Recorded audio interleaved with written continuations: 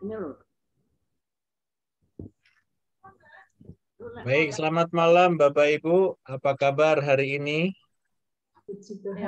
Sehat-sehat? Iya. Kita bersyukur Bapak Ibu. GKI Wiyung Royal Resident saat ini mengadakan rally PA ceritanya ya. Jadi PA-nya nggak cuma hari ini doang Bapak Ibu. Besok ada lagi. Berarti malam ini kayaknya kita ada PR deh besok ya. Tapi bukan sembarang PR Bapak Ibu. Tapi PR-nya adalah merenungkan kasih Tuhan, merenungkan firman Tuhan begitu ya. Dan malam ini sudah bersama-sama dengan kita yaitu Pendeta Hendra Setia Prasaja. Selamat malam Pak Hendra. Selamat malam Pak, semoga suara saya lebih baik ya. Nah, ini kayaknya lebih semangat deh. Iya, Pendeta Hendra Setia ini adalah pendeta tugas khusus Sinwil Jawa Barat, begitu ya. Betul ya Pak Hendra ya? Semoga tidak salah penyebutan. Betul Pak, betul Pak. Ya, nah, di sini akan memimpin kita dengan tema, temanya apa ya? Sebentar. Dengan tema pelayanan yang dituntun oleh Roh Kudus, betul ya Pak ya? Aduh, kok kami kok salah tema nih. Nah, pelayanan yang dituntun oleh Roh Kudus. Nah, bagaimana itu? Nah, mari kita ikuti Bapak Ibu ya proses ini, proses pembacaan firman Tuhan, proses dalam penyelidikan firman gitu ya. Dan sebelum kita melalui semuanya, mari kita bersama-sama bersukacita, kita memuji Tuhan. Bila ku renungkan kasih Tuhan. Namun sebelumnya selamat pagi waktu New York, Ci Elizabeth. Malam Pak Tani. Maaf ini terlambat ya. Nah, di sana kayaknya ini ya doa subuh ya kayaknya kayak dia. Di sana doa subuh jadinya ya. Oh iya. Iya Pak Dani. Ya. Tapi senang Pak Dani soalnya tahu mau pulang soalnya. Iya, makanya puji Tuhan loh. Aduh, ya, luar biasa. Puji Tuhan. Senang sekali rasanya kepingin langsung cepat pulang. Senang sih.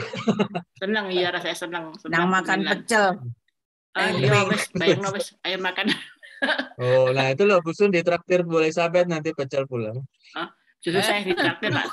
Saya ditraktir Pak Dani. Tempe kan di sana mahal, tahu mahal. Nek pulang ini lah. Nah, ketemu tempe tahu dipenyet. Oh no ya. Iya wis. Kok nek makan bareng ya Busun. Iya, oke. Iya, kita nyanyikan bersama. Terima kasih. Tuhan.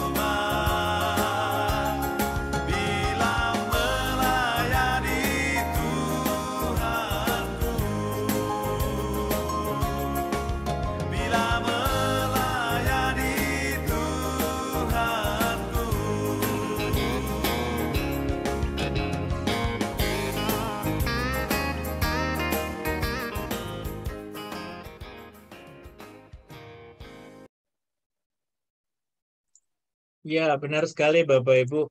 Sukacita kita melimpah itu bukan pada harta, ya. Apalagi bukan pada cuaca. Hari ini Surabaya gerimis, gerimis aja begitu ya. Padahal di Bogor tidak begitu gerimis, cerah aja gitu ya. Tapi biar sukacita kita boleh tetap rindu melayani Tuhan, termasuk mengerti apa yang menjadi kehendak Tuhan melalui membaca firman-Nya. Dan dialah itu menjadi sukacita kita ketika kita boleh melayani Tuhan yang dituntun oleh Roh Kudus. Nah, bagaimana itu dan bagaimana kita menyelami, menikmati firman Tuhan itu, kita akan dipandu oleh Pendeta Hendra. Namun sebelumnya mari kita berdoa Bapak Ibu. Bapa kami di surga, kami sungguh bersyukur untuk malam hari ini. Kami bersuka cita karena Tuhan yang memberi kami kehidupan yang melimpah, arahan, tuntunan, bahkan bimbingan dari Tuhan sendiri yang terus menuntun sampai detik ini. Tuhan, saat ini bersama dengan Pendeta Hendra, kami mau belajar akan firman-Mu, mau mendalami apa yang Tuhan rindukan, menggunakan metode langham. Tuhan, mampukan kami di dalam kerinduan kami membaca firman-Mu menjadi bagian hidup kami setiap hari. Dan biarlah ini semua menyukakan hati Tuhan. Saat ini kami menyerahkan waktu ke dalam tangan-Mu, Tuhan lain tetap memberkati Pendeta Hendra. Di dalam penyampaiannya, Tuhan yang memimpin, Tuhan yang mengarahkan, dan kami pun yang belajar ya Tuhan.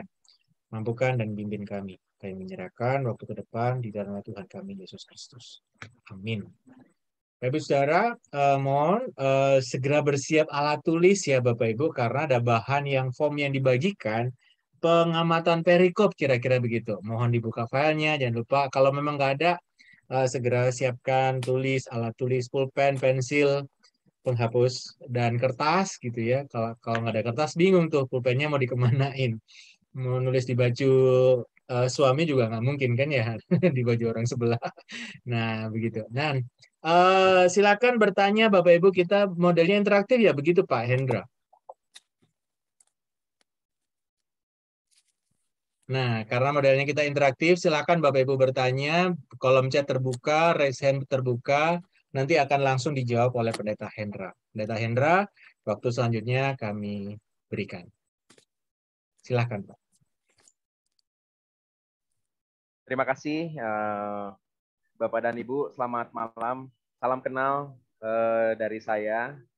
Saya Hendra Setia Prasaja, saya pendeta tugas khusus di GKI Sinode Wilayah Jawa Barat, dan saya pada saat ini diminta untuk menggantikan pendeta Darwin karena beliau harus pimpin raker, dan kami berdua adalah pendeta tugas khusus di kantor Sinode, dan biasanya saling dukung nih kalau ada yang dalangan bisa bantu dan lainnya.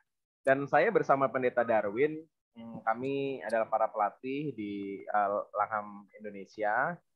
Saya bersyukur kenal dengan pendeta Darwin sehingga saya boleh berkesempatan untuk juga mendapatkan bekal di pelatihan Langham Indonesia.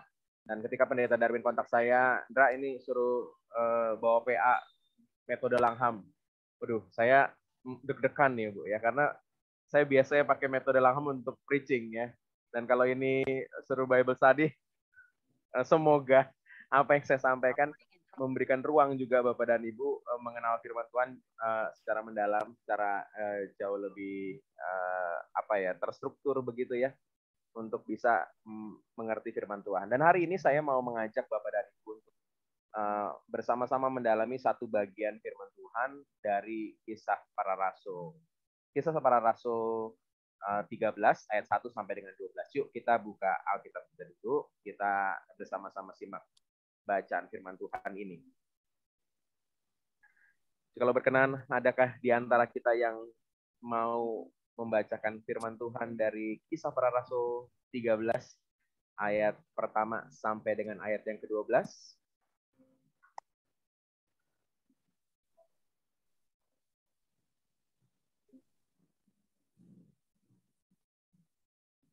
Saya ketika mendengar nama Bu Minlan ya, saya yakin saya pernah ketemu. Cuma nggak tahu kapan ya Bu. Gitu. Apalagi dengan Pak Sutrisno udah pasti pernah ketemu. Bu Minlan, Saya boleh minta Ibu membaca dari Kisah Para Rasul 13 ayat 1 sampai 12. Kisah Para Rasul 13 Kisah Para Rasul 13 ayat 1 sampai 12 saya akan bacakan.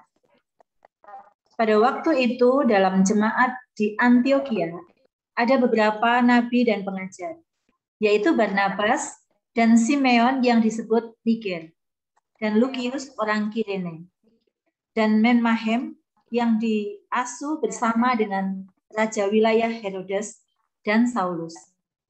Pada suatu hari, ketika mereka beribadah kepada Tuhan dan berpuasa, berkatalah Roh Kudus, "Khususkanlah Barnabas dan Saulus bagiku untuk tugas yang telah kutentukan bagi mereka." Maka berpuasalah dan berdoalah mereka. Dan setelah meletakkan tangan ke atas kedua orang itu, mereka membiarkan keduanya pergi. Oleh karena disuruh Roh Kudus, Barnabas dan Saulus berangkat ke Seleukia, dan dari situ mereka berlayar ke Siprus. Setiba di Salamis, mereka memberitakan firman Allah di dalam rumah-rumah ibadat orang Yahudi, dan Yohanes menyertai mereka sebagai pembantu mereka. Mereka mengelilingi seluruh pulau itu sampai ke Pafos. Di situ mereka bertemu dengan seorang Yahudi bernama Bar Yesus. Ia seorang tukang sihir dan nabi palsu. Ia adalah kawan gubernur pulau itu, Sergius Paulus, yang adalah orang cerdas. Gubernur itu memanggil Barnabas dan Saulus karena ia ingin mendengar firman Allah. Tetapi Elimas, demikianlah namanya dalam bahasa Yunani, tukang sihir itu, menghalang-halangi mereka dan berusaha membelokkan gubernur itu dari imannya. Tetapi Saulus, juga disebut Paulus, yang penuh dengan Roh Kudus, menatap dia dan berkata, "Hai anak iblis, engkau penuh dengan rupa-rupa tipu muslihat dan kejahatan. Engkau musuh segala kebenaran. Tidakkah engkau akan berhenti membelokkan jalan Tuhan yang lurus itu? Sekarang, lihatlah, tangan Tuhan datang menimpa engkau, dan engkau menjadi buta. Beberapa hari lamanya engkau tidak dapat melihat matahari." Dan seketika itu juga, orang itu merasa diliputi kabut dan gelap. Dan sambil meraba-raba, ia harus mencari orang untuk menuntun dia. Melihat apa yang telah terjadi itu, percayalah gubernur itu, ia takjub oleh ajaran Tuhan. Terima kasih Bu Minlan untuk membaca firman Tuhan. Inilah firman Tuhan yang kita akan sama-sama gali, perdalam ya Bapak dan Ibu. Kalau dari sekilas apa yang kita baca, mungkin Bapak dan Ibu sudah membaca sebelum acara ini atau baru pertama kali membaca ini. Apa yang terkesan dari seluruh pembacaan kita, Bapak dan Ibu? Ada yang mau berbagi, Bapak dan Ibu? Apa yang paling kuat Bapak dan Ibu tangkap dari pembacaan ini?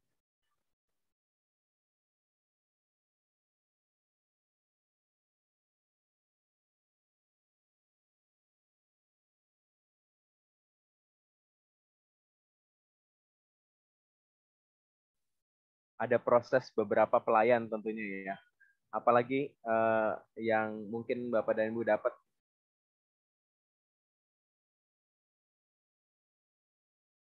Sambil Bapak dan Ibu coba menemukan apa yang penting dalam bacaan kita ini, saya mau mengajak Bapak dan Ibu untuk memperdalamnya dengan apa yang saya sudah siapkan. Dan nanti dalam proses, kalau Bapak dan Ibu merasa ada hal-hal yang Bapak dan Ibu mau tanyakan, langsung aja ya, potong aja apa yang saya sampaikan ini. Mungkin ada hal-hal yang Bapak dan Ibu perlu perdalam, silakan ya. Saya mengawali perenungan firman ini dengan berbagi pengalaman nih. Jadi pengalamannya ini saya dengan Pendeta Darwin. Kami diutus untuk membantu satu gereja besar di Indonesia, yang kantor pusatnya itu ada di Bandung. Nggak jauh dari tempat pelayanan saya. Pada saat itu Pendeta Darwin ada di Bogor dan saya ada di Cianjur. Jadi Darwin jemput saya di Bogor, di Cianjur, kemudian kami pergi ke Bandung untuk ke sana. Dan ini gereja Balak Keselamatan. Gereja Balak Keselamatan kalau Bapak dan Ibu tahu di Surabaya mungkin ada banyak juga ya, yang biasanya mereka punya panti asuhan mereka cukup besar biasanya dan rumah sakit ya. Mereka punya tradisi yang unik begitu. Pendeta mereka itu disebut dengan opsir begitu ya. Jadi hal-hal militer begitu yang mereka hidupi, dan jemaatnya disebut dengan prajurit, para penatua disebut opsir setempat begitu ya. Nah itu dalam tradisi mereka. Ada satu sistem kepemimpinan di sana yang mengharuskan para opsir, para pendeta ini yang setiap 5 tahun sekali mereka itu harus pembinaan untuk naik pangkat, mereka sebutnya gitu ya. Setiap 5 tahun mereka naik pangkat gitu ya. Pangkat itu sebenarnya hanya menunjukkan lama pelayanan mereka dan apa yang mereka sudah lalui. Nah, kami tuh berdua ditugasi untuk mendampingi satu kursus kepemimpinan opsir ya. Jadi kami datang untuk melayani mereka. Dan ada yang menarik dari para opsir-opsir ini. Setiap pagi mereka ada renungan pagi, mereka tuh berbagi pengalaman pelayanan ya. Pengalaman pelayanan mereka tuh ada di berbagai tempat di pedalaman-pedalaman di Indonesia. Dan salah satu yang paling menyentuh adalah ketika mereka berbagi pengalaman, ada yang karena pastorinya itu di pinggir sungai sering memakamkan orang hanyut ya di pedalaman, mungkin ya ada banyak hal yang terjadi, mungkin salah satunya di Poso sana ada banyak pembunuhan, sehingga mereka sering mendapati ada orang yang sudah meninggal dihanyutkan di sungai dan mereka harus memakamkannya begitu. Nah, saya mau cerita soal pasangan ini, Letnan Narkas dan istrinya Marice ya. Narkas dan Marice ini ditugaskan di Manggalapi. Saya baru tahu kalau Manggalapi itu tempatnya itu jauh banget ya. Dari Palu naik ojek 3 jam, lalu jalan 3 jam lagi, naik mobil 3 jam, kemudian naik ojek 3 jam, kemudian jalan 28 kilo. Jadi itu jauh banget menurut saya ya. Dan itu menjadi tempat-tempat pelayanan mereka. Dan sampai di sana mereka sampai tempat pelayanan itu Marice ini lagi hamil begitu ya. Jadi sistemnya mereka tuh kalau dapat surat tugas mereka harus berangkat ya, nggak boleh nolak begitu. Nah dalam keadaan situasi hamil tua, mereka harus jalan begitu jauh. Tapi menarik ketika Narkas ini menceritakan pengalamannya itu ya, nggak ada sedikit pun dari raut mukanya dia tuh ceritanya benar-benar happy gitu ya. Dan dia mengatakan, haleluya, aku harus jalan 28 kilo. Haleluya, sampai di sana nggak ada air. Haleluya, istriku harus mencuci kain popok bayi itu berulang-ulang dengan air yang terbatas. Haleluya. Saudara, saya lalu sama Darwin pada saat itu mengatakan, pada pagi itu kami akan berbagi soal keyakinan dasar seorang pengkhotbah. Saya mengatakan kepada Darwin, Win, kayaknya kita nggak usah lah kasih sesi ini. Mereka udah pada keren-keren, ya. Mereka udah hidup dalam keyakinan buat Tuhan mencukupkan mereka dalam pelayanan. Saudara, seberapa banyak dari kita ya seperti Narkas dan Marice itu ya, ketika diberikan kepercayaan untuk melayani, sukacitanya itu luar biasa banget ya. Sukacitanya itu melampaui apapun tantangan, mampu dilakukan, mampu dilewati, menjalankan perintah walaupun penuh dengan tantangan. Nah, hari ini saya mau mengajak kita merenungkan firman Tuhan berpaut pada teks kita dalam tema pelayanan yang dituntun Roh Kudus. Saya yakin apa yang dilakukan Narkas dan juga Marice istrinya, karena dia punya kekuatan lain jauh melampaui daripada dirinya, yaitu kekuatan Roh Kudus. Hari ini saya mau mengajak kita untuk merenungkan firman Tuhan ini dari Kisah Rasul pasal yang 13 ayat 1 sampai 12. Nah, saya mau mengajak Bapak dan Ibu untuk coba amati pasal yang sebelumnya. Jadi di teks kita itu di pasal sebelumnya di atasnya begitu ada ayatnya yang ke-24 ya maksud saya. Di pasal 12 ayatnya yang ke-24 ya. Kisah ini tuh ditutup begitu ya. Jadi judul Barnabas dan Saulus diutus itu diawali dengan pasal 12 ayat 24 sampai dengan 25. Di ayat 24 disebutkan maka firman Tuhan makin tersebar ya. Firman Tuhan makin tersebar dan makin banyak didengar orang. Disebutkan lagi 25, Barnabas dan Saulus kembali dari pelayanan di Yerusalem. Jadi kisah Barnabas dan Saulus ini diawali dengan pengalaman mereka mengantar bantuan orang-orang Makedonia, orang-orang beberapa jemaat-jemaat lain di beberapa tempat menuju ke ke Yerusalem. Ya, nah itu menjadi sebuah pengalaman yang luar biasa bagi mereka. Nah, rekan-rekan, ini tuh sebenarnya bagian tengah dari kisah para rasul, Bapak dan Ibu. Saya mau berbagi sedikit ya tentang ditutupnya kisah Petrus dan awal pelayanannya Paulus. Jadi struktur kisah para rasul tuh kayak gini, Bapak dan Ibu. Jadi kalau ada dua bagian dan kita tuh ada di tengahnya. Episode tentang Paulus dan yang satu lagi episode tentang Petrus. Jadi tuh Lukas mau memperkenalkan sosok Paulus kepada sahabatnya Theophilus ya, lewat pembandingan antara Petrus dan Paulus. Dan menarik sekali pembandingan Lukas penulis kisah Rasul itu tentang kedua tokoh ini. Disamakan plek, kira-kira begitu ya. Kita lihat ya. Jadi bagian pertama itu dari pasal 1 sampai 12 itu kisahnya Petrus. Di ayat 13, pasal 13 yang kita baca itu sampai dengan 28 itu kisahnya Paulus. Menariknya, pelayanan Petrus diawali di Yerusalem. Pelayanannya Paulus diawali di Antiokhia. Pelayanannya Petrus itu dari Yerusalem ke Yudea sampai Samaria. Paulus dari Antiokhia ke seluruh daerah sampai ke Roma. Dan kisah kita ditutup dengan pola yang sama. Berakhirnya pelayanan Petrus itu diceritakan Lukas itu dengan pembebasan Petrus dari penangkapan. Dan juga berakhirnya kisah Paulus itu berakhirnya pembebasan Paulus dari penangkapan.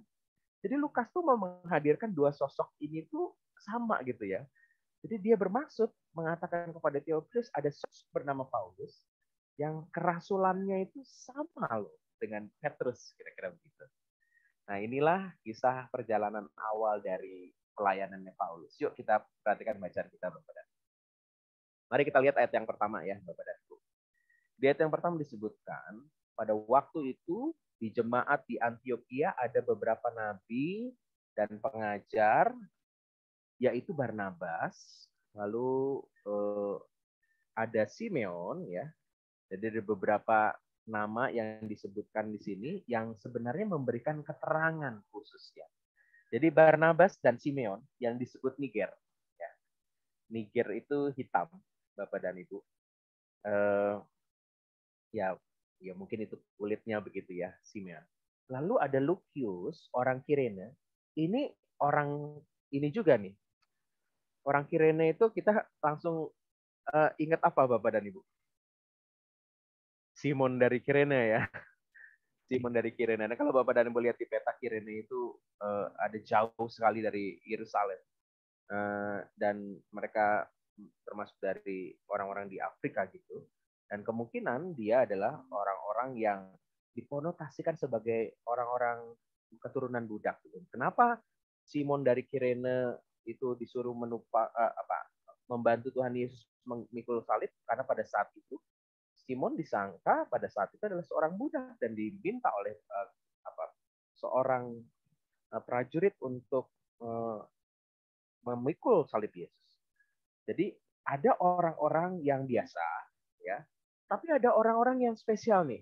Di dalam bacaan kita ayat pertama itu ada Menahem yang diasuh bersama dengan Raja wilayah Herodes. Waduh, Raja wilayah Herodes berarti orang kaya ya, orang kaya. Berarti ini orang spesial nih. Dan Saulus. Ingat, Saulus dan Barnabas baru pulang dari Yerusalem. Dia punya pengalaman banyak. Jadi kalau kita melihat bagian ini, kita menemukan bahwa orang-orang yang ada di jemaat di Antioquia ini bukan orang-orang sembarangan. Orang-orang dari kalangan yang biasa, kalangan rendah, kalangan yang disebut budak, sampai dengan orang-orang yang punya latar belakang yang cukup terhormat gitu. Menahem yang diasuh bersama dengan Raja wilayah Herodes, Saulus dan Barnabas yang punya pengalaman spektakuler di Yerusalem. Itu orang-orang hebat semua. Tapi yang menarik dalam ayat yang kedua disebutkan dalam bacaan kita, pada suatu hari ketika mereka beribadah kepada Tuhan dan berpuasa, mereka mendengar suara firman, suara Roh Kudus. Jadi walaupun nih orang-orang pelayannya itu beragam ya macam, tapi mereka punya kehidupan rohani, kehidupan pelayanan yang baik banget. Jadi ada kehidupan pelayanan yang baik yang membuat perintah Tuhan itu terdengar jelas. Nih Bapak dan Ibu di Wiyung, pelayanan itu seringkali juga menghadirkan gesekan-gesekan. Karena ya orangnya kan beda-beda, apalagi dalam tradisi kepemimpinan di GKI itu adalah kepemimpinan kolektif ya, dan itu membuat kita seringkali banyaklah argumen atau pendapat-pendapat yang harus disamakan. Tapi kalau kita benar-benar punya kehidupan kebersamaan yang kuat, ini seperti ini. Kepekaan kita mendengar suara Tuhan itu kuat banget, seperti yang dialami oleh jemaat di Antioquia. Dan menariknya, walaupun mereka sudah dengar itu, dalam bacaan firman Tuhan disebutkan bahwa mereka itu tetap terus coba menguji suara yang mereka dengar itu dan memohon pimpinan tuntunan Tuhan, apakah benar ini? Walaupun mereka udah dengar, ayat yang kedua tadi ya disebutkan ya mereka sudah dengar, tapi di ayat 3 berpuasa dan berdoalah mereka. Mereka kembali mau meyakinkan ini suara Tuhan, dan itu mereka lalu menjadi yakin, dan lalu mereka membiarkan keduanya pergi. Nah, Bapak dan Ibu, kita seberapa banyak ya PMJ atau rapat-rapat komisi, kita tuh didasari dengan kerinduan benar-benar mendengar suara Tuhan, benar-benar dituntun oleh Roh Kudus. Kita sampai berpuasa dan berdoa untuk meyakinkan apa yang kita kira sebagai suara Tuhan ini benar-benar adalah suara Tuhan. Bapak dan Ibu, itu menjadi sangat penting sekali. Dan apa yang dilakukan oleh Barnabas dan Saulus juga mendasarkan pilihan tindakan mereka, walaupun mereka sudah dapat rekomendasi nih dari rekan-rekan pelayanan, tapi disebutkan dalam ayat yang keempat, oleh karena disuruh Roh Kudus. Jadi berangkatnya Barnabas Saulus ke Seleukia bukan karena sekedar ya dibiarkan oleh para rekan-rekan pelayanan lain, tapi karena keyakinan Barnabas Saulus bahwa mereka harus pergi. Mereka disuruh oleh Roh Kudus. Betapa saya menemukan bagian bacaan firman Tuhan ini, Saulus, Barnabas, teman-teman pelayanan di Antioquia selalu mendasarkan pelayanan itu pada tuntunan Roh Kudus. Wow, ini luar biasa banget ya. Saya jadi ingat sama satu rekan pelayanan saya nih. Ini yang sebelah orang bule ini namanya Priyo. Yang bule ini Pandop ya. Ini H.A. Pandopo tuh yang di Kidung Jemaat banyak sekali lagu-lagu gubahannya dia ya. Ini Pak Pandop sama Pak Priyo nih. Pak Priyo itu tim liturgi di tempat pelayanan saya. Ya, udah tak kira. Beliau itu ada hal yang menarik nih. Kalau nyusun liturgi bersama-sama dengan saya gitu ya, dia itu kebagian selalu adalah pilih lagu yang tepat ibadah. Ya, jadi tugasnya itu. Kalau dia mau milih lagu, dia selalu berdoa dulu, saudara. Doa, kemudian baru buka Kidung Jemaat, TKJ atau NKB, dia bukan lagu yang tepat. Dalam perjalanan mencarinya, kadang dia nggak ketemu. Dia berdoa lagi, saudara. Berdoa lagi, kemudian dia cari lagi. Ya. Beberapa kali sering dia melakukan berdoa itu berulang-ulang. Karena kami melakukannya bersama, begitu. Saya lalu sering tanya kepada Pak Priyo, Pak Priyo, kenapa sih doanya kok berulang-ulang? Pak Priyo ngomong gini, Pak, saya itu dipercaya untuk pilih lagu untuk umat saat ibadah umat. Saya nggak mau kalau pilihan yang saya pilih itu adalah pilihan saya. Saya mau ini benar-benar adalah pilihannya Tuhan melalui saya menemukan lagu yang tepat. Saya merinding ya. Saya kalau mau nyiapin khotbah aja doanya cuma sekali, kadang nggak pakai doa lagi. Pak Priyo mau pilih lagu, hanya lagu nih, tapi dia benar-benar melakukan itu dalam pimpinan Roh Kudus. Saya belajar banyak dari Pak Priyo. Saya ingat banget dengan apa yang sering dikatakan. Jangan mengandalkan diri sendiri-sendiri, tapi mintalah pimpinan Roh Kudus dalam pelayanan. Sering dia ulangi perkataan. Ini cocok banget dengan apa yang disebutkan dalam Amsal 3 ya, ayat 5 sampai dengan 6. Percayalah kepada Tuhan dengan segenap hatimu dan jangan bersandar pada pengertian. Bapak dan Ibu, kita sudah membahas ayat 1 sampai dengan ayat yang keempat nih. Kalau ada yang mau dibahas, mau ditanyakan ayat 1 sampai 4, boleh ya. Silakan Bapak dan Ibu, saya berikan kesempatan dulu. Kalau ada yang mau ditanyakan.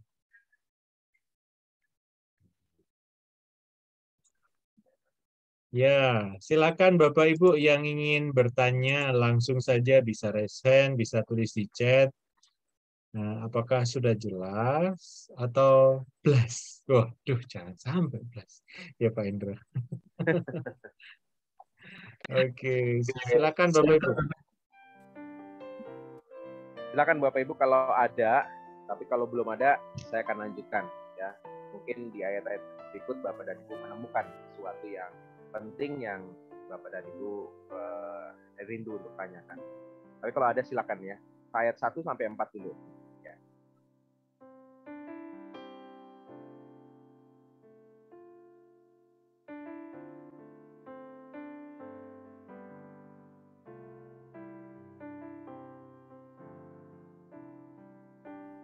Kalau belum, lanjut dulu ya.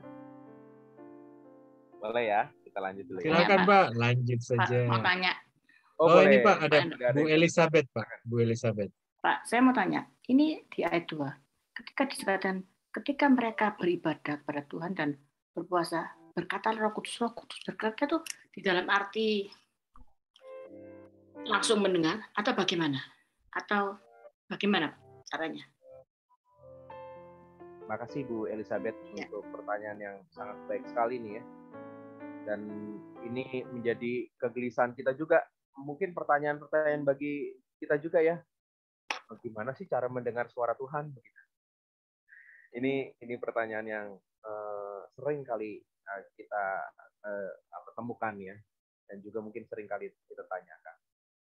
Ingat Bapak dan Ibu, kisah kita ini ya, maksudnya saat dimana orang-orang ini mendengar suara Tuhan. Mereka sedang dalam situasi apa, Bapak dan Ibu? Mungkin Bu Elizabeth sempat berdoa dan berpuasa. Benar, ya. Jadi teks kita mengatakan bahwa mereka dalam situasi berdoa dan berpuasa. Dan sebelumnya bahkan dikatakan di ayatnya yang kedua, ketika mereka beribadah kepada Tuhan dan berpuasa, jadi mereka sudah berpuasa, mereka mendengar itu. Jadi ketika asahan hidup spiritualitas kita diasah, dan ruang pengasahan itu adalah dalam ibadah, dalam berpuasa, itu menjadikan kepekaan kita bertambah. Dan bagi saya meyakini Tuhan berperkara itu sampai dengan saat ini terus berbicara dengan berbagai cara, termasuk bersuara secara langsung. Dan bagi saya dalam kepekaan spiritualitas yang luar biasa bagi seseorang, pasti dia bisa peka terhadap suara Tuhan. Saya meyakini mereka mendengar suara Roh itu. Begitu Bu Elizabeth ya. Nah, bagaimana dengan kita? Apakah kita mungkin mengalami itu? Kalau Tuhan berkenan, kita pasti juga bisa mengalami. Asal kita asah kepekaan itu. Kan kita yakin bahwa Roh Kudus itu berterasa dalam diri kita kan, dalam hati kita, dalam keberadaan kita. Setiap orang yang percaya itu, dia akan dicurahkan Roh dan lalu Roh Kudus bertata. Problemnya adalah apakah kita menjadikan diri kita itu menjadi tempat yang kudus, tempat yang memang layak di mana Roh Kudus itu bertambah. Nah, problemnya kan itu ya. Para pelayan di Antioquia ini melakukan sebuah proses mengasah kepekaan dan mereka mendengar. Itu Bu Elizabeth jawaban saya. Terima kasih Pak Hendra. Baik, kita coba lanjut dulu ya Bapak dan Ibu untuk teks kita pada saat ini. Nah, tadi kita sudah sama-sama membahas bagian tentang ayat 1 sampai dengan 4 yang menunjukkan bahwa pelayanan yang ditunjukkan itu ditunjukkan dengan bagaimana mereka menjalankan perintah Tuhan itu dalam keturunan Roh Kudus. Ketika ada suara yang mereka dengar, mereka kembali berpuasa dan berdoa, meyakinkan suara itu dan mereka menjalankan. Barnabas dan Saulus menjalankan perintah itu juga bukan karena disuruh teman-temannya begitu ya, tapi karena memang disuruh oleh Roh. Ayat 4 menyebutkan soal itu tadi ya. Nah, kita lanjut ya. Nah, Bapak dan Ibu disebutkan dalam pelayanannya yang dilakukan oleh Paulus dan Barnabas ini, ayat kelima mengatakan setiba di Salamis. Jadi Antioquia tuh ada digambar di peta itu ya, di bawah itu Antioquia, ada Seleukia, itu tempat jemaatnya dia, jemaat mereka ini para pelayan di mana Barnabas dan Saulus berada itu Antioquia, lalu ke pinggir pelabuhan Seleukia, lalu mereka menyeberang ke Salamis, ke Pulau Siprus. Setiba di Salamis, mereka memberitakan firman Allah di dalam rumah-rumah ibadat orang-orang Yahudi. Ini saya jadi sering membandingkan diri saya nih ya. Saya kalau tugas pelayanan gitu ke kota mana, setibanya di kota itu biasanya saya foto-foto dulu atau cari makanan atau cari yang menarik buat saya. Tapi apa yang dilakukan Barnabas Saulus adalah setiba di sana mereka langsung melakukan apa yang menjadi tugas mereka, memberitakan firman Allah. Ayat yang kelima menunjukkan soal itu. Di ayatnya yang ke-6, mereka mengelilingi seluruh pulau itu sampai ke Pafos. Dan di situ mereka bertemu dengan seorang Yahudi bernama Barnabas. Jadi mengelilingi seluruh pulau itu. Pulau Siprus itu mereka kelilingi. Sampai ke Pafos. Di mana sih Pafos? Di mana Salamis? Saya memberikan satu pembesaran dari peta Siprus. Jadi Salamis dan Pafos itu ujung ke ujung. Jadi jauh nih. Ya. Nah, Barnabas Saulus ini mengelilingi pulau ini. Bapak Ibu bisa bayangkan ya. Pastinya nggak ada Trans Siprus seperti Trans Jawanya Pak Jokowi gitu. Belum ada lah gitu. Ini pasti jalan kaki, jalanan yang berbahaya, yang mungkin ada binatang buas, ada orang-orang jahat, ada banyak sekali. Alamnya juga mungkin nggak cukup ramah mungkin ya. Tapi mereka menjalankan. Jadi ada pengalaman perjalanan yang jauh mengelilingi seluruh pulau yang dilakukan oleh Saulus dan Barnabas. Nah, yang berikutnya disebutkan mereka bertemu dengan Bar-Yesus. Dia seorang tukang sihir dan nabi palsu. Nah, ini bagian menarik juga ya. Saya mau ngajak kita untuk melihat nama Bar-Yesus. Dan di situ itu disebutkan Bar itu bin ya. Jadi son of. Ya. Kalau namanya Bar-Yesus, maka itu menunjukkan bahwa dia itu bin Yesus, anak Yesus, son of Jesus. Orang pada saat itu ketika mendengarkan nama Yesus, Joshua, mereka langsung tahu ini harusnya nih anak ini baik begitu ya. Tapi ternyata ia seorang tukang sihir dan nabi palsu. Jadi kita menemukan bahwa nama yang bagus ini nggak sesuai dengan sikapnya. Catat dulu nih soal nama Bar-Yesus, bin Yesus ya, begitu ya. Nah, saya mau lanjut dulu. Jadi orang ini Bar-Yesus ini harusnya baik, tapi nggak begitu. Namanya tuh nggak seperti sikapnya gitu ya, nggak cocok lah. Gitu. Nah, banyak tantangan yang dialami oleh Paulus dan Barnabas. Selain alam, tapi juga orang-orang seperti Bar-Yesus. Mereka yang menghalangi pelayanan dari Barnabas dan Saulus. kita coba lanjut lihat Bar Yesus bagaimana. Di ayat yang ke-7 disebutkan begini. Ia, Bar Yesus maksudnya, adalah kawan gubernur gubernur pulau itu, Sergius Paulus namanya, yang adalah orang cerdas. Coba Bapak dan Ibu perhatikan penggalan kalimat adalah orang cerdas. Jadi dia seorang gubernur, orang cerdas, berarti kira-kira ini kedudukannya tinggi, orangnya cerdas lagi. Tapi kok bisa berkawan dengan seorang tukang sihir dan nabi palsu? Seorang Bar Yesus. Jadi artinya Bar Yesus ini lebih keren lagi, gitu ya. Lebih cerdas lagi. Sehingga secerdas gubernur Sergius Paulus itu bisa berkawan. Nah ini kepiawannya Bar Yesus. Nah gubernur itu Sergius Paulus memanggil Barnabas dan Saulus karena ia ingin mendengar firman Allah. Nah mungkin kerinduan mendengar firman Allah ini yang membuat Sergius Paulus sering kali bertemu dengan banyak pengajaran dan memang maklum bagi orang-orang pada saat itu seorang Yunani yang rindu sekali untuk mendengar pengajaran-pengajaran baru, berdebat dan lainnya, dan itu yang membuat dia cerdas. Ya. Nah, ini ada kerinduan dari Sergius Paulus untuk mendengar apa yang diberitakan oleh Barnabas dan Paulus ini. Nah, ayat 8, ketika Sergius Paulus rindu untuk mendengar firman Allah, tetapi Elimas, ingat Elimas ini adalah nama lain dari Bar Yesus. Demikian namanya dalam bahasa Yunani. Tukang sihir itu menghalang-halangi mereka dan berusaha membelokkan gubernur itu dari imannya. Bapak dan Ibu, ada kata Elimas. Saya mau kasih keterangan soal Elimas lagi nih, Bapak dan Ibu.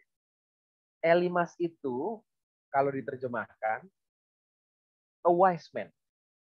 Jadi, namanya Bar Yesus. Harusnya sikapnya seperti baik. Dan dia a wise man. Dan itulah kenapa Sergius Paulus itu bersahabat dengan Bar Yesus. Karena dia tuh kayak ya cerdas banget, bijak gitu ya. Tapi penuh dengan tipu muslihat. Ya. Kenapa? Si tukang sihir ini menghalang-halangi mereka dan berusaha membelokkan gubernur dari imannya. Jadi firman Allah itu kan kebenaran, lurus ya. Tapi dibelok-belokkan oleh Sergius, oleh Elimas, jadi salah-salah. Oleh Elimas yang adalah wise man. Bagaimana dia membelokkan itu? Karena dia bisa meramu sesuatu yang membuat orang, iya nih, sosok ini bijak banget ya. Dan akhirnya dibelok-belokin. Dan itu yang jadi problem. Jadi kita nangkep ya, Bar Yesus Elimas ini menunjukkan sebuah nama situasi yang dilakukan oleh tukang sihir. Jadi ini yang menjadi tantangan pada saat itu. Lalu apa sikap para pelayan Tuhan dalam menghadapi tantangan itu pada saat itu? Ya. Mari kita lihat ya, Bapak dan Ibu, ayat 9. Tetapi Saulus, yang juga disebut Paulus, ya ini penting untuk mendapatkan keterangan soal siapa Paulus, ya, yang penuh dengan Roh Kudus menatap dia dan berkata, "Hai anak iblis." Ingat Bar Yesus tadi apa? Anak Yesus. Sekarang Paulus mengatakan, "Hai anak iblis." Begitu ya. Dan Paulus menghardik gitu. Menghardik Elimas si Bar Yesus ini bukan dengan takut-takut ya, tapi dengan penuh dengan Roh Kudus menatap dia. Jadi tatapan matanya itu kuat. Kan beda ya kalau kita mau marahin orang tapi mata kita ke yang lain itu kayaknya takut. Tapi benar-benar menatapnya dan dengan sungguh-sungguh melihat dan dengan tegas mengatakan, "Hai anak iblis." Wow, ini ketegasan dari Paulus kepada Bar Yesus pada saat itu. Dan perkataannya Paulus disebutkan dengan jelas sekali bahwa dia memberikan keterangan apa yang dilakukan oleh Bar Yesus itu salah. Engkau penuh dengan rupa-rupa tipu muslihat. Ingat namanya Elimas, a wise man. Engkau penuh dengan rupa-rupa tipu muslihat, kejahatan, dan engkau musuh dari segala kebenaran. Tidakkah engkau akan berhenti membelokkan jalan Tuhan lurus? Jadi apa yang dilakukan Elimas Bar Yesus ini membelok-belokkan itu memang sering dilakukan dan itu yang dihardik oleh Paulus. Kamu anak iblis. Bapak dan Ibu, lalu Paulus menegaskan, sekarang lihatlah tangan Tuhan datang menimpa kau. Paulus melawan Sergius, melawan Elimas, melawan Bar-Yesus, bukan dengan kekuatannya, tapi tangan Tuhan. Sekali lagi, saya mau menegaskan bahwa para pelayan Tuhan ini menghadapi tantangan dengan terus berpaut pada Roh Kudus. Tadi disuruh Roh Kudus. Sekarang juga ketika pelayanan juga mereka berpaut pada Roh Kudus. Saya mau cerita sedikit soal pengalaman saya. Saya hobi banget traveling, dan kalau ada traveling saya bersyukur dengan bantuan Google Map. Sekali-sekali pakai Waze ya, begitu. Yang menarik adalah saya kok ya percayanya gitu ya pada aplikasi ini begitu. Ya kalau ditunjukkan sana ya udahlah, saya ikutin gitu.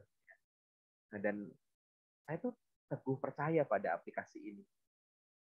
Saya lalu membandingkan dengan diri saya, kok kita seringkali percaya pada yang lain, tapi bagaimana hidup beriman kita? Kita tuh kadang nggak percaya. Saya jadi ingat dengan Yosua ketika dia menggantikan Musa, dia getar juga, gementar, dia ragu juga mungkin ya. Maka Tuhan mengatakan, bukankah telah kuperintahkan kepadamu, kuatkan dan teguhkan hatimu, jangan kecut dan tawar hati. Dan itu yang membuat bekal Yosua meneruskan kepemimpinan Musa. Saudara, hadapi setiap tantangan dan yakin bahwa Roh Kudus menuntut Anda saat Anda benar-benar menjalankan apa yang Tuhan tentukan. Sampai ayatnya yang ke-11 nih, Bapak dan Ibu. Ada yang mau ditanyakan nggak? Sebelum nanti bagian terakhir saya akan menutup. Silakan Bapak dan Ibu kalau ada yang mau didiskusikan pada bagian ini.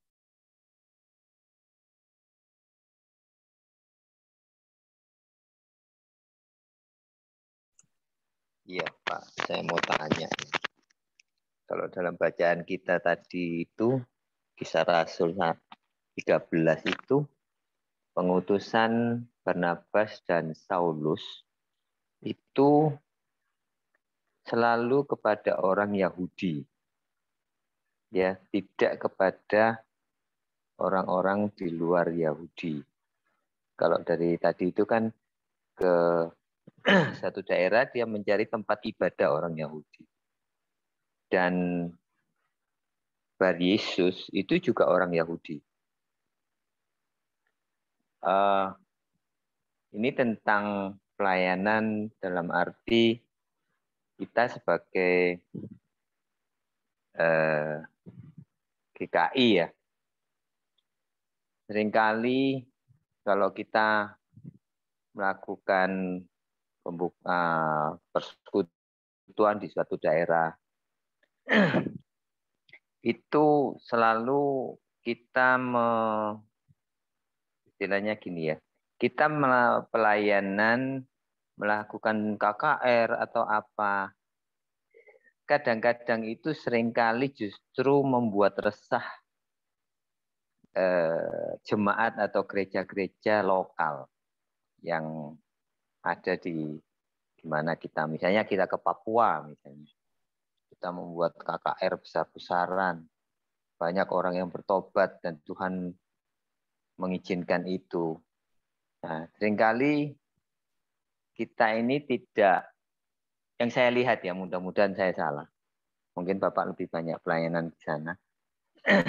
Seringkali kita itu tidak memberikan untuk pertumbuhan orang yang dimenangkan itu kepada gereja-gereja lokal yang ada di sana, atau mungkin kerjasama dalam arti seperti tadi Bapak menceritakan bagaimana Bapak bisa membantu Bala Keselamatan bersama Pak Darwin.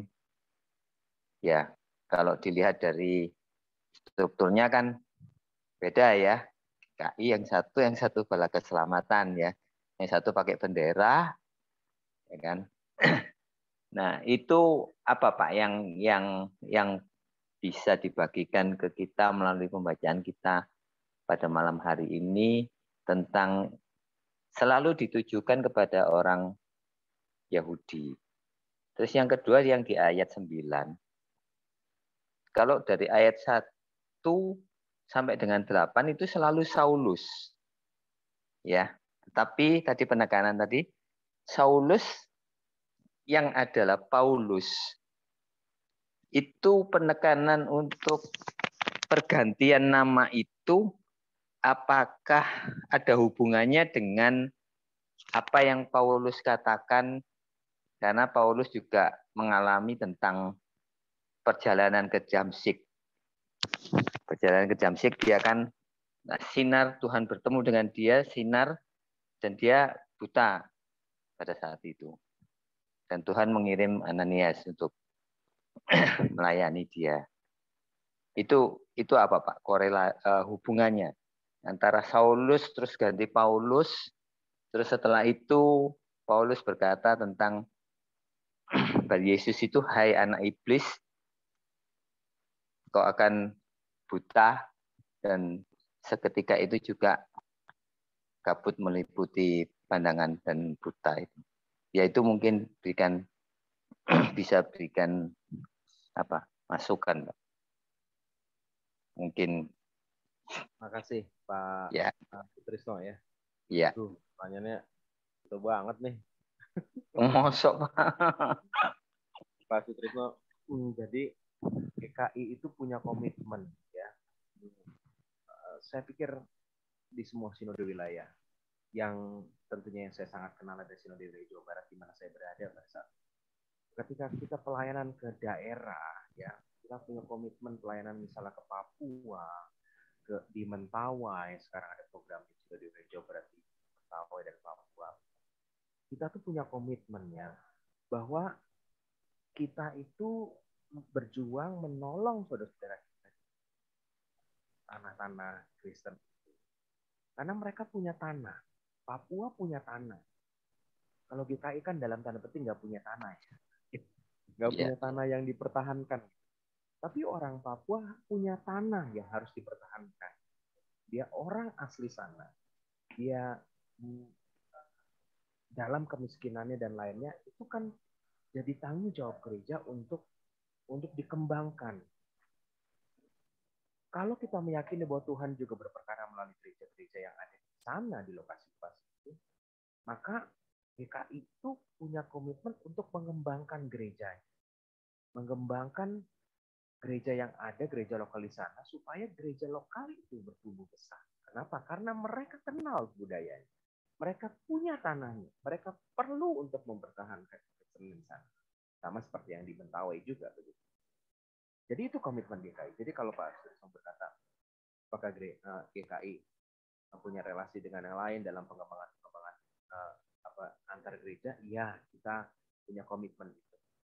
Dan dalam konteks bacaan kita, Pak Sutrisno dan Bapak dan Ibu lainnya bisa coba membaca dalam Kisah Para Rasul 10 misalnya ya, kisah tentang Petrus bertemu dengan Cornelius ya.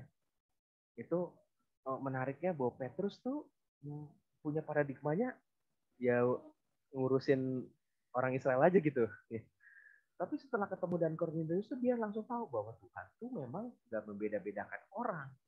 Dan itu yang menjadi dasar lalu penerimaan Paulus dan rasul-rasul yang lain itu terhadap Paulus. Paulus dipakai Tuhan dan diberikan tugas khusus oleh teman-teman para rasul ini untuk menginjili orang-orang non-Yahudi. Kenapa dia pergi ke Asia Kecil, terus nyebrang ke Makedonia, kemudian ke Korintus sampai dengan ke Roma ya? Itu karena memang dia menginjili orang-orang yang lain. Dan saya pikir luasnya ruang pelayanan Paulus itu yang juga harusnya dihidupi oleh gereja, dan pada saat yang sama gereja harus punya kepekaan bahwa gereja-gereja lokal harus dibangun. Lalu kenapa kayak saya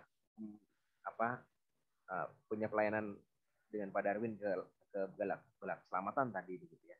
Karena Langham Indonesia sendiri itu punya kerinduan untuk membuat transformasi gereja melalui firman Tuhan. Ketika firman para pengkhotbah itu berkhotbah dengan baik, menggali firman Tuhan dengan baik dalam khotbahnya, karena khotbah satu-satunya tempat di mana jemaat itu mendengar jumlah jemaat yang mendengar tuh lebih banyak daripada pembinaan-pembinaan seperti PA saat ini misalnya gitu ya, berbanding dengan khotbah hari Minggu. Maka khotbah itu harus dimaksimalkan untuk membuat umat itu mengenal firman Tuhan. Dan mengenal firman Tuhan melalui dengan pengkhotbah sendiri yang juga harus setia pada teks firman Tuhan. Begitu. Maka ketika bicara soal firman Tuhan, lalu tembok-tembok gerejanya itu luntur, Pak. Nggak ada lagi temboknya. Saya pendeta GKI ngelayanin khotbah di Belak Selamatan. Pelatihan khotbah untuk para opsirnya. Karena metode Langham ini begitu. Dan itu diterima. Saya pergi ke gereja Metodis. Itu juga diterima. Ke gereja Anglikan diterima. Karena itu Langhamnya itu ya, penggalian firman Tuhan.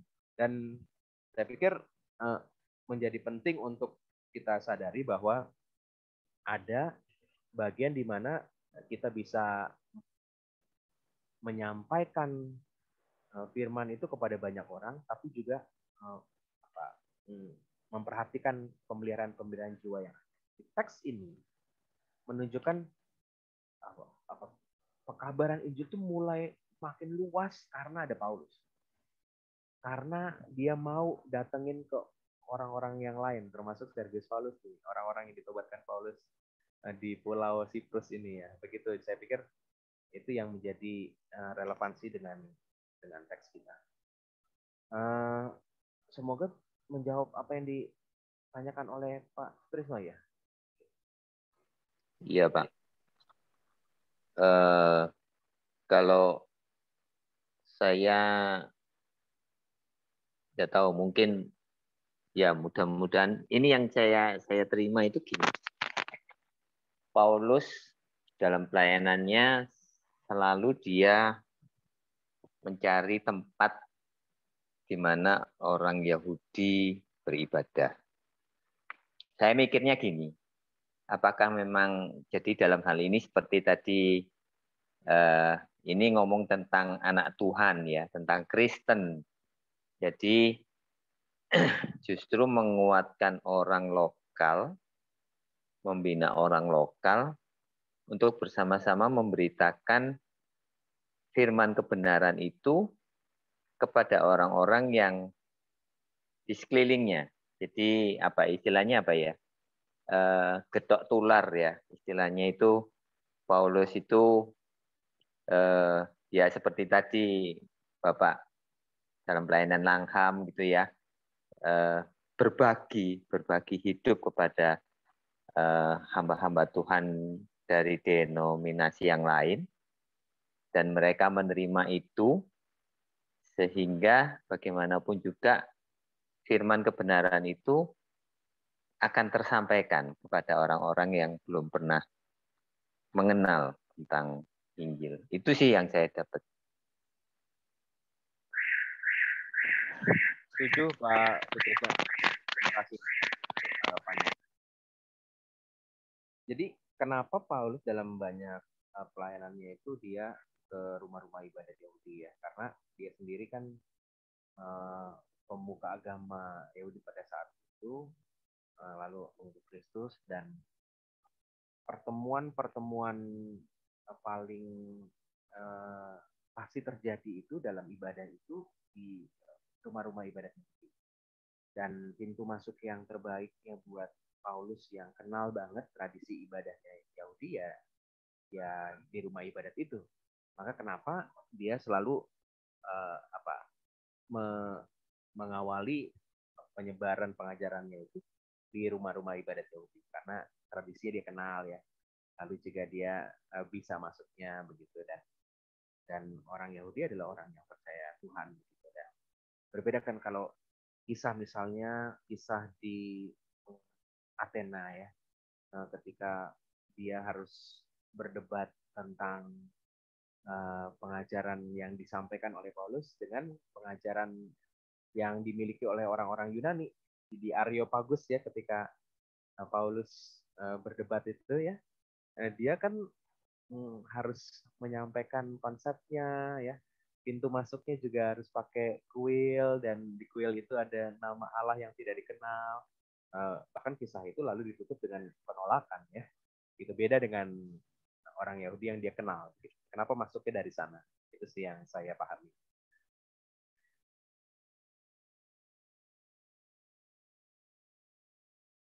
Baik, ada lagi? Kalau nggak ada, saya lanjut sedikit ya, Bapak dan Ibu. Ini untuk menutup dari bagian kita ini ya. Jadi di teks kita tadi kita sama-sama sudah belajar untuk bersama melihat bahwa Paulus bukan hanya menjalankan perintah Tuhan dalam tuntunan Roh Kudus, tapi juga mampu menghadapi tantangan alam yang di Siprus, tantangan dari Bar Yesus ya, atas tuntunan Roh Kudus sendiri. Ya. Nah, di kisah kita ini disebutkan tadi di ayat yang 11 bagian awal ya, tangan Tuhan akan membuat kau tidak bisa melihat. Nah, ayat yang ke-11 selanjutnya ditunjukkan gini, dan seketika itu juga. Jadi apa yang dikatakan Paulus kepada Bar Yesus, seketika itu juga, nggak besoknya atau seminggu lagi, tapi seketika itu juga. Dan yang terjadi pada Bar Yesus ini ya, menarik sekali Bapak dan Ibu, menarik sekali bahwa yang terjadi pada Bar Yesus ini adalah lalu dia buta, kira-kira begitu ya, nggak bisa ngelihat, gitu, kabut, gelap, melingkupi matanya, dan dia sambil meraba-raba, dia harus mencari orang untuk menuntun dia. Ingat sebelumnya namanya Bar Yesus, disebut lain juga Elimas. Kepandaiannya itu membelok-belokkan pengajaran. Ya. Sekarang dia bingung sendiri, kira-kira gitu ya. Tadinya belok-belokin orang, sekarang dia nggak bisa mencari tuntunan orang untuk berjalan. Dan itu problemnya, begitu ya. Ayat 12 menyebutkan, melihat apa yang terjadi itu, percayalah gubernur itu dan takjub akan ajaran. Jadi bukan bukan hanya sekedar pengajaran yang disampaikan oleh Paulus, tapi benar-benar ia tuh dengar, tapi juga ngelihat langsung. Elimas Bar Yesus yang selama ini berkawan dengan Sergius Paulus langsung terpatahkan oleh Paulus. Kuasanya jauh lebih besar dari dia mengatakan tangan Tuhan. Maka percayanya Sergius Paulus disebutkan dari ayat 12 itu bukan karena sekedar pengajaran yang disampaikan Paulus, tapi ia takjub akan ajaran Tuhan. Bapak dan Ibu, ini penting sekali bahwa apa yang disampaikan oleh Paulus menjadi kuasa yang luar biasa dan menjadi sesuatu yang dahsyat banget. Ayat 13, kalau Bapak dan Ibu melanjutkan bacaan kita, lalu Paulus dan kawan-kawannya meninggalkan Pafos dan berlayar ke Perga dan di Pamfilia. Jadi setelah berhasil membuat Sergius Paulus gubernur itu percaya kepada Kristus, dia nggak lama-lama nih. Paulus berangkat lagi. Itu polanya Rasul Paulus tuh. Sebentar berangkat. Nanti dia tinggalin beberapa rekan pelayanan untuk menjaga. Atau dia tulis surat. Itu kayak pelayanan online sekarang nih, Bapak dan Ibu. Paulus tuh online-nya dulu pakai surat, begitu ya, supaya terjaga jemaatnya. Begitu. Meninggalkan Pafos itu maksudnya dia mau menyebarkan Injil jauh lebih besar lagi. Dan tadi disebutkan dalam bacaan kita juga ada Yohanes. Yohanes ini akhirnya mau meninggalkan mereka lalu kembali ke Yerusalem. Kita bisa bayangkan kembalinya Yohanes ke Yerusalem pasti membawa kabar juga tentang Sergius Paulus, tentang kuasa yang Tuhan nyatakan melalui Paulus untuk menaklukkan Bar Yesus. Itu pasti menjadi berita yang besar banget ya di sana. Dari bagian ini saya menemukan bahwa pelayanan yang dituntun oleh Roh Kudus itu akan berubah jadi kesaksian yang memberkati. Bapak dan Ibu, para pelayan di gereja, kalau pelayanan kita benar-benar dituntun oleh Roh Kudus, maka itu akan berubah jadi kesaksian.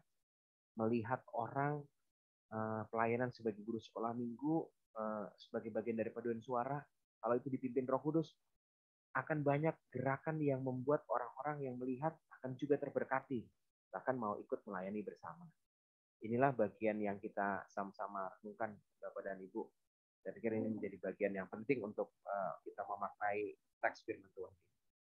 Sampai sini, Bapak dan Ibu, ayat 1-12 kita pelajari, selidiki ayat per ayat dan juga kata per kata untuk menemukan pesan-pesan yang ada di dalam teks kita. apa yang penting dalam teks itu. Kalau Bapak dan Ibu ada pertanyaan lagi, silakan ya. Kita dalam teks kita ini.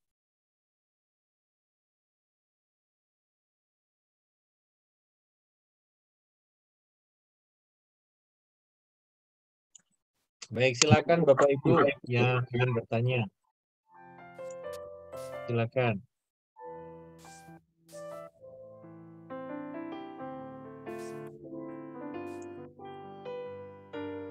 Adakah yang mungkin masih belum jelas atau membutuhkan penjelasan lebih mendalam? Silakan diberikan waktu kepada kita semua.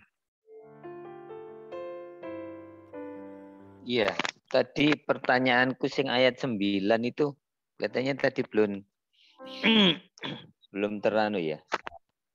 Belum terjawab ya. Bagaimana Pak Trisno yang ayat 9? Yang ayat 9 itu loh Pak, pergantian dari Saulus yang disebut betul. Paulus penuh dengan Roh Kudus. Betul.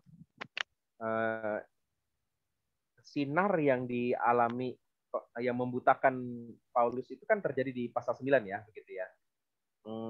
Secara runtut penulis dari Kisah Para Rasul ini menjelaskan kisah ini untuk sekali lagi ini peralihan Pak Sutrisno, peralihan dari kisahnya Petrus ke kisahnya Paulus. Penulis Kisah Para Rasul berkepentingan untuk membawa nama Saulus lalu berpindah gitu, kira-kira gitu ya. Iya, berpindah ke Paulus begitu ya. Jadi dia sering menggunakan Saulus tapi disebut juga Paulus gitu ya. Itu orang yang sama loh, kira-kira begitu ya. Iya. Nah, itu kepentingannya gitu Pak Sutrisno. Penulis Paulus mau membuat Theophilus si sahabatnya ini memahami siapa sih Paulus. Oke. Makasih, Pak.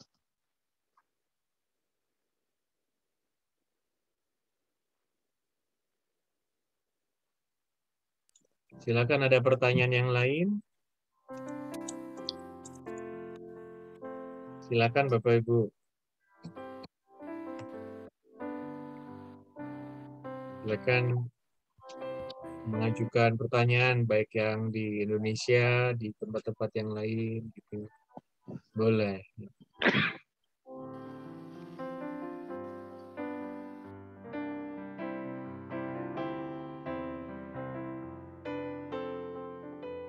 Sepertinya sudah jelas Pak Hendra. Mungkin bisa kita lanjutkan ya Pak Hendra. Nah, kelanjutannya apa nih Pak Hendra ya?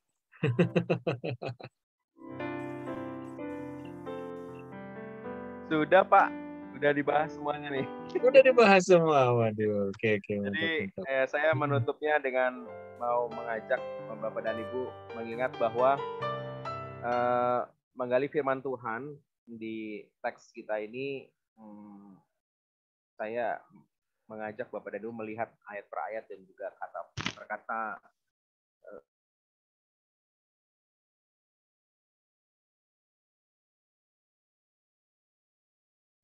Pak Hendra. Maaf, ini sinyal saya yang bermasalah nih. Saya pakai backup suara nih ya Bapak dan Ibu. Semoga kedengeran ya. Terdengar Pak Hendra. Puji Tuhan. Jadi penting untuk menggali firman ini di bagian ayat per ayat ya, kata per kata, supaya kita menemukan hal-hal yang khusus yang sebenarnya tanpa sadar kita tuh mengabaikannya. Dan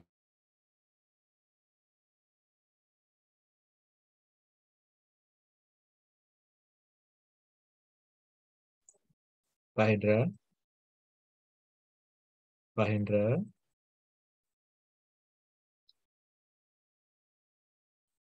Maju juga. Mungkin dari saya itu dulu. Ya, yang terakhir tidak terdengar Pak Hendra. Sempat terputus beberapa detik sebelumnya. Baik Pak. Saya lagi coba koneksi. Mungkin ada pertanyaan dulu, silakan ya. Oke, baik. Bapak Ibu, adakah yang ingin mengajukan pertanyaan? Atau bersama dengan PA kita pada malam hari ini, Pak Hendra dan Bapak Ibu Saudara, kita diberikan ada 3 halaman ya tentang pengamatan perikop yang bisa jadi ini menjadi pemandu sederhana untuk memandu kita mengamati bagian firman Tuhan. Seperti yang sudah dilakukan Pendeta Hendra kepada kita, dan kita pun dipandu, ada bold warna-warni di situ gitu ya. Dan ini adalah bentuk-bentuk pengamatan. Demikian ya Pak Hendra ya. Dan ketika kita misal nih mengamati atau mensoroti satu perikop begitu ya, pengamatan ini bisa kita lakukan secara mandiri gitu ya Pak Hendra. Namun bagaimana Pak Hendra, apa tuh secara praktikal kita bisa melakukannya?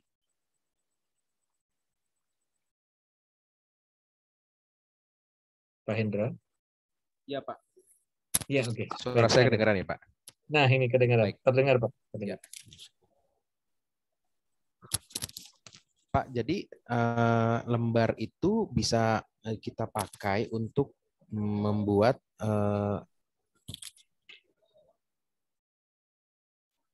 Cek. Ya, terdengar Pak. Siap. Baik. Jadi lembar itu secara praktikal Bapak dapat yang lembar yang ada pengamatan 7 pengamatan itu ya Pak ya? Betul deh? Iya Pak, betul. Pakai panca indera, pakai tokoh-tokoh begitu ya? Betul ya? Itu ya, secara praktikal kalau yang saya lakukan pada saat ini sebenarnya juga melakukan proses itu. Jadi saya mengajakkan Bapak dan Ibu melihat tokohnya ya gitu ya. Coba hadir panca inderanya bagaimana pada saat itu. Saya tadi membahas di teks kita ada Paulus menatap ya di ayat 9-10 begitu. Itu kan bagian gimana sih suasana pada saat itu ya. Itu bisa dilakukan. Jadi proses mengamati teks kalau pakai pandu itu akan sangat detail. Bagian per bagian Bapak dan Ibu bisa tuliskan kata-kata kerja, tokoh, ya, kemudian ada tempat dan lain itu bisa menjadi bagian yang bisa kita teliti ya begitu. Tadi saya menyebutkan Elimas dari kata Bar Yesus ya, Bar Yesus dari kata Elimas itu kita dapat banyak kan. Dari Seleukia ke Pafos itu kata-kata tempat ya, dan kita dapat ngebayangin tempatnya jauh berarti keliling Pulau Siprus nih gitu ya. Kata menatap, membelokkan dan lain itu kita harus coba teliti supaya kita dapat pesannya gitu Bapak dan Ibu. Ya. Bapak Ibu, bersama dengan pengumuman dari PA kita pada malam hari ini kan diberikan form tentang pengamatan perikop ya Bapak Ibu di WA grup kita, dan itulah yang menjadi alat bagi Pendeta Hendra dan juga kita Bapak Ibu yang nantinya bisa meneliti perikop per perikop begitu ya Pak Hendra ya. Betul.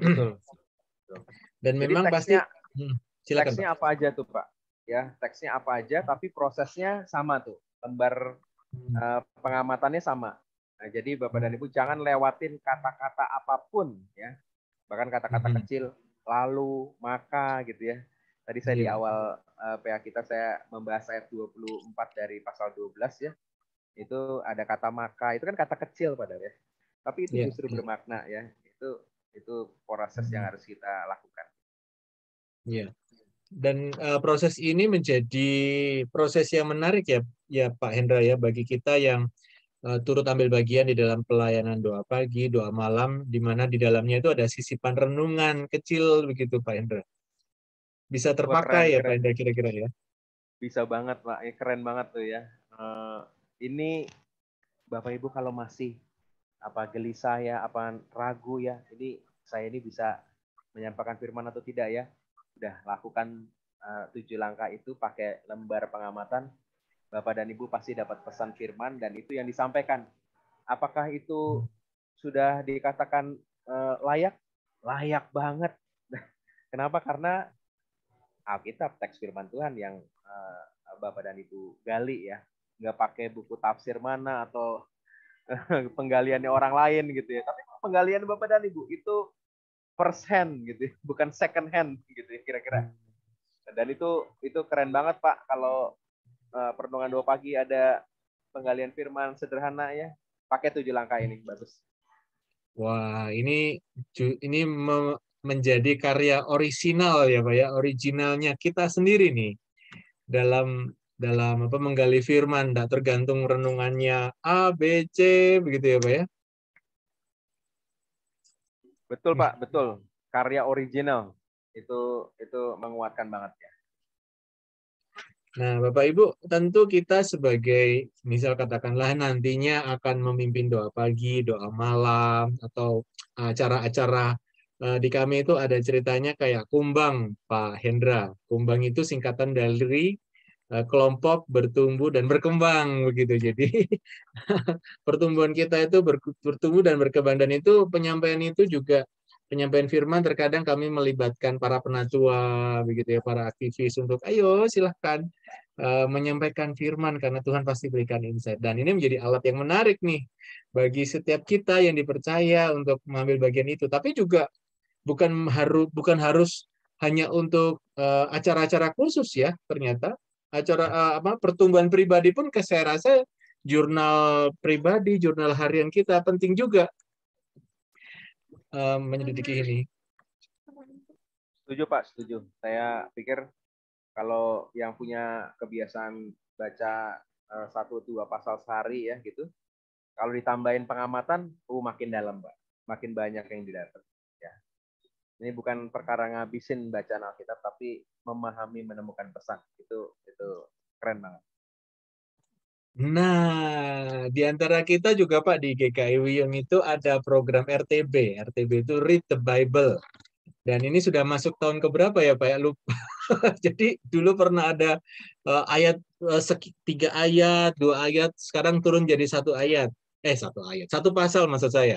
1 pasal per hari. Dan itu diharapkan meskipun 1 pasal per hari kayaknya dikit banget ya, tapi dibaca dengan perlahan, dengan penuh makna, dan dapat secara khusus apa yang menjadi pesan Tuhan bagi kita secara pribadi.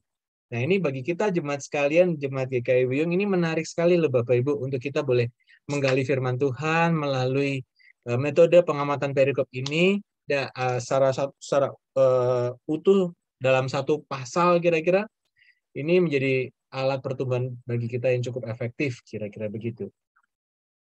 Silakan Bapak Ibu yang ada pertanyaan, yang ingin melontarkan satu kesan atau satu keganjalan tersendiri bagi Bapak Ibu, silakan. Yang ingin menyampaikan sesuatu. Silakan Bapak Ibu. Secara langsung boleh disampaikan, secara khusus kita berhadapan dengan pelatih nih ya, pelatih Langham. Kami yang sudah beberapa kali ikut Langham juga merasa ketir-ketir mau menjelaskan bagian ini, tapi ada pelatihnya. Baiklah, itu yang menjadi kita harapkan. Silakan Bapak Ibu.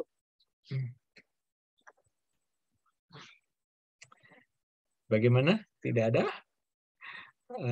Atau makin membara sampai bingung harus berkata-kata?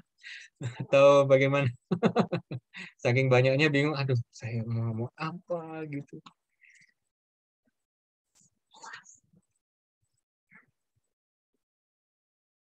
Tidak adakah?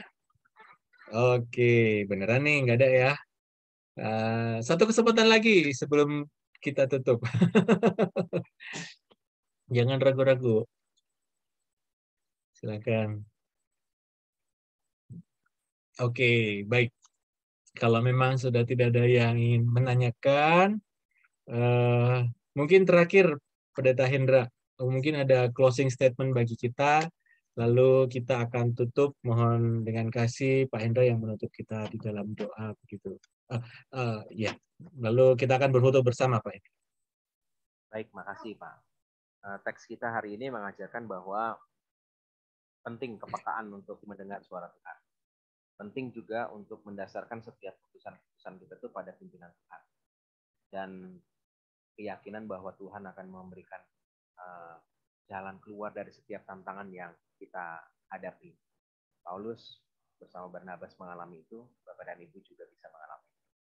Nah, salah satu kepekaan yang bisa kita semakin asah itu caranya adalah dengan membaca firman. Membaca firman dengan melakukan pengamatan 7 langkah ini menjadikan kita menangkap pesan Tuhan. Siapa tahu dari pesan itu, dan itu sudah pasti ya, kan siapa tahu lagi. Ada pesan yang Tuhan mau sampaikan secara pribadi kepada Bapak dan Ibu untuk Bapak dan Ibu lakukan. Mengamati itu adalah satu hal yang penting dari teks firman. Semoga kita semangat terus untuk mengamati firman, dan bukan hanya mengamati, tapi ngerti dan melakukan. Yuk kita tutup ya dalam doa Bapak dan Ibu. Dan kita berdoa. Jika hamba pada saat ini boleh melayani rekan-rekan di GKI Wiyung, semua karena kebaikan Tuhan. Dan kami bersatu hati pertemuan ini, kami yakini sebagai cara Tuhan juga mengatakan sesuatu kepada setiap kami, baik pada hamba dan semua jemaat Tuhan di GKI Wiyung. Berkatilah teman-teman, rekan-rekan, pelayan di GKI Wiyung, berkati agar mereka semua ditolong Tuhan untuk menemukan apa yang Tuhan suarakan untuk mereka. Berikan kepekaan, berikan keberanian, dan lebih juga kecintaan akan firman Tuhan. Sehingga mereka boleh menjadi alat Tuhan menyebarkan kabar baik. Kami berterima kasih jika di masa pandemi ini kami masih bisa terus belajar dalam kesehatan yang baik. Kami juga mengingat mereka yang sakit, Tuhan pulihkanlah. Mereka yang sedang khawatir, Tuhan teguhkanlah, berikan keyakinan. Mereka yang sedang mencari, Tuhan bantulah mereka. Kami berterima kasih untuk malam. Aktivitas kami selanjutnya kami serahkan pada Tuhan, kiranya Tuhan menolong kami. Bersyukur dalam Yesus Kristus. Amin. Amin. Terima kasih Bapak Ibu yang sudah bersama-sama dengan kita. Terima kasih Pendeta Hendra. Mungkin ada 1-2 kata yang ingin disampaikan oleh Pendeta Sutrisno, Bu Minlan, atau Pak Okstan kepada kita semua.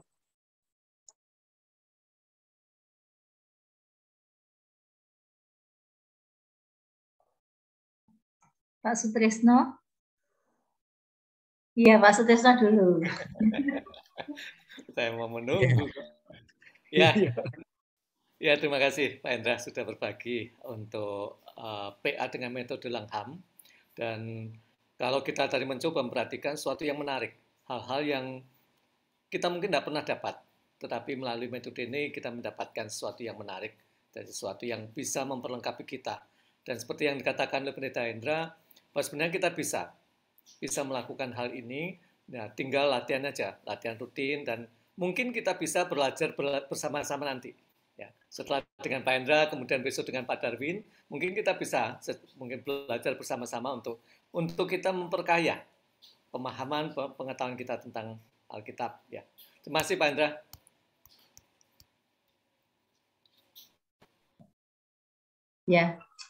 Ya, saya juga mengucapkan terima kasih ya Pak Hendra dari Jawa Barat sudah memimpin kita semua. Mungkin Bapak Ibu ada sebagian dari kita yang memang baru pertama kali mendengar tentang PA metode Langham, ya. Nggak apa-apa, jadi nggak usah merasa aduh kok bingungi gitu apa gitu ya. Ikuti dulu aja ya, karena waktunya kan kalau kita online seperti ini juga nggak banyak. Jadi hari ini kita mengikuti, mengambil makna dari apa yang kita baca. Besok kita akan bersama dengan Pendeta Darwin, itu mentor kami juga. Jadi Pak Dani, saya, Pak T. Sutrisno ya, pernah mengikuti pelatihan khotbah metode Langham. Jadi Pak Darwin salah satu mentor kami. Nanti setelah 2 hari ini, kalaupun masih bingung, berharap Bapak Ibu malah punya kerinduan untuk di waktu kemudian kita akan mengadakan PA. Ya secara singkat aja ya, mungkin sebagian besar yang nggak tahu tadi sempat bingung, maksudnya apa ya metode Langham. Jadi ini didasari oleh kerinduan seorang teolog ya, pendeta ya kalau nggak salah ya Pak Sutrisno, Pendeta John Stott ya, yang punya kerinduan supaya setiap orang itu bisa mempunyai kedalaman di dalam menggali firman Tuhan, dan pada akhirnya ketika menyampaikan di dalam khotbah itu benar-benar sudah seperti orang itu kalau masakan itu dimasak oleh koki yang udah bumbu-bumbunya itu udah diolah sedemikian rupa, udah sampai mantap gitu ya bumbunya gitu ya. Nah, kalau yang dibagikan kepada Bapak Ibu di WA Group itu tahap-tahap kita memahami firman Tuhan. Tadi Pak Dhani sempat menyinggung tentang mengamati gitu ya, menggunakan panca indera. Jadi waktu baca Alkitab kita mencoba melihat gitu ya tentang ada siapa saja, ada apa aja, terus mendengar, merasakan, bahkan diajari untuk mencium, maksudnya membau gitu. Kalau misalnya di daerah misalnya pohon cemara misalnya, aduh iya ya bau pohon cemara. Jadi kita diajak untuk lebih mendalami melalui panca indera. Mungkin sekedar itu dulu, nanti saya berharap kita punya kerinduan lebih dalam, sehingga nanti kita di bulan-bulan yang akan datang bisa mengadakan PA metode Langham, bahkan syukur-syukur kalau bisa onsite ya, sehingga bisa ikut nulis, terus yang masih bingung terus bisa tanya gitu secara langsung gitu. Mungkin itu ya yang saya tambahkan. Terima kasih Pak Hendra, Pak Dhani. Ya, baik. Terima kasih Bapak Ibu. Terima kasih Pendeta Hendra. Bapak Ibu, Pendeta Hendra sudah membagikan file yang ada di kolom chat untuk eksposisi Kisah Rasul 13. Nah, Bapak Ibu bisa mendownloadnya atau nanti kami dari tim pengajaran akan men-sharekan kepada Bapak Ibu. Begitu. Nah, kita akan berfoto bersama dengan Pendeta Hendra. Mohon dengan kasih Bapak Ibu boleh menyalakan kamera. Kita akan berfoto.